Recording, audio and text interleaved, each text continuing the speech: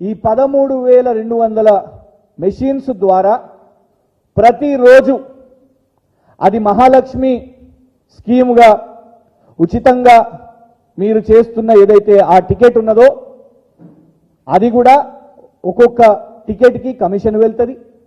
పురుషులు ఎవరైతే టికెట్లు కొనుగోలు చేస్తున్నారో అవి కూడా వెళ్తాయి. దాదాపు మీరు చెప్పిన లెక్కనే ప్రతిరోజు 30 లక్షల నుంచి 50 లక్షల ప్రయాణికులు అంటే ఒక్కొక్క టికెట్ పేరు మీద ఎంత కమిషన్ వెళ్తుందో ఇది 365 రోజులు 5 సంవత్సరాల కోసం ఇచ్చిన కాంట్రాక్ట్ కాబట్టి దీని మీద స్పష్టత కావాల్సిన అవసరం ఉన్నది. ఉట్టిగానే డిఫెన్స్గా మీరు ఎలాంటి డీటెయిల్స్ ఇవ్వకుండా కంపెనీల పేర్లు ఇవ్వకుండా కమిటీల పేర్లు ఇవ్వకుండా ఏ రాష్ట్రాలకు పోయినరో అవి చెప్పకుండా వేగ్గా ఇచ్చిన ఆన్సర్ ఇది. పొన్నం ప్రభాకర్ గారు దీని మీద స్పందించాల్సిన అవసరం ఉన్నది. దీంట్లో స్పష్టంగా అర్థమైపోయింది డెఫినెట్గా 100% అవినీతి జరిగింది. సోమ్ డిస్టిలరీ కూడా మీరు గమనించండి, సింపుల్గా వెనక్కి తీసేసుకున్నారు. ఒక లఫూట్ కంపెనీని, ఒక నకిలీ బీర్లు చేసే కంపెనీని, మంది ప్రాణాలు తీసుకున్న కంపెనీని, చిన్న పిల్లలను కార్మికులుగా పనిచేపించుకునే కంపెనీని 100 కోట్లు ప్రభుత్వ బ్యాంకులకు కన్నాలు పెట్టిన కంపెనీని నువ్వు తెలంగాణ రాష్ట్రానికి తెచ్చే ప్రయత్నం చేసి దాన్ని తెలంగాణ సమాజం ఆపి ఈ నకిలీ బీర్ల కంపెనీని తీసుకొని రావద్దు కాంగ్రెస్ ప్రభుత్వం అని అడ్డుకుంటే అప్పుడు నువ్వు సింపుల్గా వెనక్కి తీసుకున్నావు. దాని మీద ఎలాంటి విచారణ లేదు. ఇవాళ ఇది కూడా విచారణ కాకుండా పోతుంది కావచ్చు. ఈ 6 నెలల్లో 6 స్కాములు 6 గ్యారంటీలు గాలికి పోయినాయి.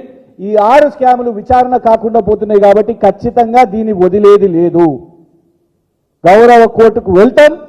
దీని మీద ఈ మొత్తం టెండర్ ప్రొసీజర్స్ కానివ్వండి, దీంట్లో జరిగిన డిస్క్రిపెన్సీస్ కానివ్వండి, 3 రోజుల్లోనే ఒక కంపెనీకి ఇచ్చేయడానికి కానివ్వండి, దీన్ని ఖచ్చితంగా కోర్టు ముందు ప్రశ్నిస్తాం. Thank you. 100% పెట్టాలండి.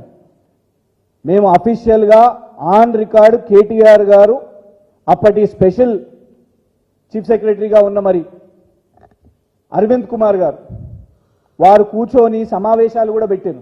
100% ఐటీఐఎంస్ పెట్టాలి, 100% టెక్నాలజీని ఉపయోగించుకోవాలి. కానీ టెక్నాలజీ కేవలం ఒక్క కంపెనీ దగ్గర ఉండదు. ఈ దేశంలో ఎన్నో కంపెనీస్ ఉన్నాయి. ఎందుకు ఒక్క కంపెనీకి ఫేవర్ చేస్తున్నారు అనేది మా ప్రశ్న ఇక్కడ. ఇందులో వాళ్ళు రాసింది కూడా అయ్యో మేము ఆటోమేటిక్ ఫేర్ కలెక్షన్ సిస్టమ్ని తేవాలనుకుంటున్నాం, ప్రయత్నం చేస్తున్నాం అంటే అబ్సల్యూట్లీ తేవాలి. ఇది మీ ఘనత కాదు, ఇది కూడా కేసీఆర్ గారి ఘనత.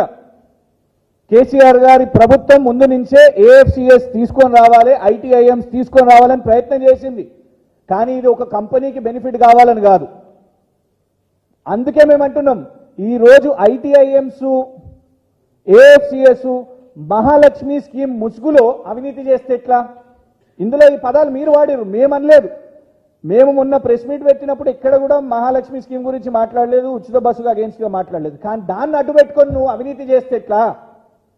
నువ్వు ఫ్రీగా నడిపిస్తున్నావు అని చెప్పి ఇతర కంపెనీలకు కమిషన్ తీసుకొని అందులోకెళ్ళి నువ్వు కూడా వాటా కొట్టేస్తే ఎట్లా? మగవాళ్ళు డబ్బులు కడుతున్నారు కదా, వాళ్ళ దాంట్లోకెళ్ళి కమిషన్ కొట్టేస్తే ఎట్లా? ఇది కమిషన్ల ప్రభుత్వం. అందుకే దీని మీద విచారణ అయితే జరగాలి. ఇది మంచిదా తప్ప, ఒక కంపెనీకి ఎట్లా ఇస్తారు, ఎట్లా టెండర్స్ లేకుండా గాలికి పోయింది, ఈ ప్రొక్యూర్మెంట్ లేదు, తెలంగాణ స్టేట్ టెక్నికల్ సర్వీసెస్ని ఉపయోగించుకోవడం లేదు. ఇదే మళ్ళీ ఏం చెప్తారు, అసలు ఎప్పుడు మేము ఆన్లైన్ టెండర్స్ చేయము, ఎప్పుడు ఆఫ్లైన్ టెండర్స్ చేస్తామని. What is this? ఇది లిస్ట్ ఏంది? పాతవి కూడా చూపెడతలేను నేను. Published date 10th June, 8th June, 12th June, 14th March, 16th March, 8th June. స్టాళ్లకు, షెడ్డులకు, బస్ డిపోలకు అంటే చిన్న అమౌంట్స్ ఇవి. వీటికేమో మీరు ఓపెన్గా బహిరంగంగా ఆన్లైన్ టెండర్లు ఇస్తారు. కానీ ఇట్లాంటి కోట్లకు సంబంధించిన కాంట్రాక్ట్ ప్రతి డే ట్రాన్సాక్షన్ అండి, 30 లక్షల నుంచి 50 లక్షల టికెట్లు. ఇందులో ఉచితంగా వెళ్ళే మహిళలు, మగవాళ్ళు అందరిది ఇన్ని కోట్లదేమో మీరు గోప్యంగా చేస్తారు. దీనికేమో ఎందుకు ఇట్లా సపరేట్ రూల్స్ ఎందుకు? ఏదన్నా ఒక్కటి పాటించాలి కదా. ఈ గోప్యంతోనే ఇవాళ మేము దీన్ని బయట పెట్టిన తర్వాతనే మీరు చూడండి, ఇన్ని రోజులు ఎక్కడ చెప్పలేదు మేము చెలో మొబిలిటీ అనే సంస్థకి ఇచ్చినామని చెప్పలేదు. సోమ్ డిస్టిలరీకి నకిలీ మంది ఇచ్చినామని చెప్పలే. ఇది మేం బయట పెడితేనే మళ్ళా ఏమంటారు, బీఆర్ఎస్ ఎందుకు ఇట్లా మాట్లాడుతుంది, మాకు సమయం ఇరా, మాకు హాలిడే కావాలి, మాకు హనీమూన్ పీరియడ్ ఇది, మేము 100 రోజులు అడిగినాం కదా. 100 రోజుల్లోనే ఇన్ని స్కాములు తీసుకొని వస్తే ఇవాళ మేము బయటికి ఎత్తినాం కాబట్టి బయటికి తెలిసినాయి కదా. ఇవాళ బీఆర్ఎస్ ఈ పాయింట్స్, ఈ సోమ్ డిస్టిలరీ, ఈ బియ్యం గ్లోబల్ టెండర్లు, ఆ ఫ్లై యాష్ ప్లస్ ఇది ఆర్టీసీ టికెట్లు, ఇవి తీయకపోయింటే కనీసం అది కూడా ఎక్కడన్నా పబ్లిక్ డొమైన్లో చెప్పిర్రా? మీరు 15th మార్చ్ అని మీరే చెప్తున్నారు లెటర్ ఆఫ్ ఇంటెంట్, మరి పబ్లిక్ డొమైన్లో ఎందుకు పెట్టలేదు? ప్రెస్ నోట్ ఎందుకు రిలీజ్ చేయరు? ధరలు పెంచుతారు, టికెట్ ధరలు కేంద్రము టోల్గేట్ ద్వారా అయింది అని అన్నారు, మరి అదెందుకు మీరు మీడియాకి రిలీజ్ చేయలేదు? గుట్టు చప్పున ఎందుకు చేస్తున్నారు ఇవన్నీ? మరిగా అంటే దాని బెనిఫిట్ ఏందో మాకు కూడా తెలియదు. చెలో మొబిలిటీ ఖచ్చితంగా అది కూడా అంటే స్టడీ చేస్తాం. సోమ్ డిస్టిలరీ అనేది ఎట్లయితే దిగ్విజయ్ సింగ్ గారి ప్రోద్బలంతో వచ్చిందో ఇక్కడ అనుమానాలు వస్తున్నాయి. అది మంచి కంపెనీ చెడు కంపెనీ కూడా మేము మాట్లాడతలేము. కానీ what is the reason that you have chosen only one company violating all the guide lines?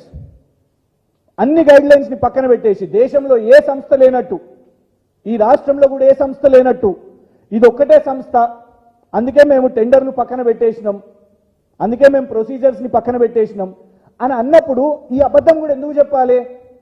మేము ఇతర రాష్ట్రాలకు పంపించినాము, అధికారులను పంపించినాము, మొత్తం పర్యటించుకొని వచ్చారు. ఏది 3 రోజుల్లోనా? ప్రభుత్వ అధికారులు 3 రోజుల్లో దేశం మొత్తం పర్యటించారంటే నమ్మశక్యంగా ఉన్నదా? అది నమ్మాలనంటే బయట పెట్టండి, మొత్తం షెడ్యూల్ బయట పెట్టండి. ఒకవేళ టీఎస్ఆర్టీసీ పెట్టిన హై పవర్డ్ కమిటీ ఉత్తరప్రదేశ్కి వెళ్ళిందనుకోండి, ఉత్తరప్రదేశ్లో ఏ అధికారిని మార్చి 1 నాడు కలిసిర్రో అది బయట పెట్టండి, వాళ్ళ ట్రావెల్ మొత్తం పెట్టండి. ముంబైకి వేర్రా మార్చి 1, 2, 3లో ఎవరిని కలిసిర్రో చెప్పండి. ఇది మేము సొంతంగా మాట్లాడతలేము. Everything line to line, word to word is based on వాళ్ళ ప్రెస్ నోట్ ద్వారానే. వాళ్ళు చెప్పిన టైం లైన్ ఇది. 29కి రద్దయింది, 4న చాలు అయింది దందా. ఈ 3 రోజుల్లో ఏమేం చేసిర్రు ఈ కమిటీలో చెప్పాల్సిన అవసరం ఉన్నది. ఎందుకు ఏ బేసిస్గా చేసిర్రు అనేది.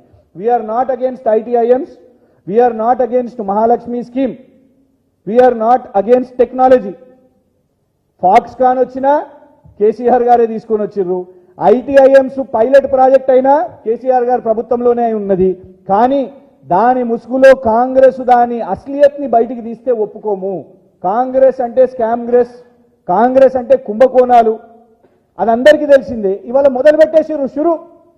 వచ్చినట్టు ఎవరికి వాళ్ళు పందికొక్కులు లెక్క. ఈ మంత్రి ఒక ఆయన బియ్యం మీద పడ్డాడు, ఒక ఆయన బూడిద మీద పడ్డాడు, ఒకళ్ళు ఇసుక మీద పడ్డారు, ఒకళ్ళు మద్యం మీద పడ్డారు, ఒకళ్ళు ఆర్టీసీ టికెట్ల మీద పడ్డారు.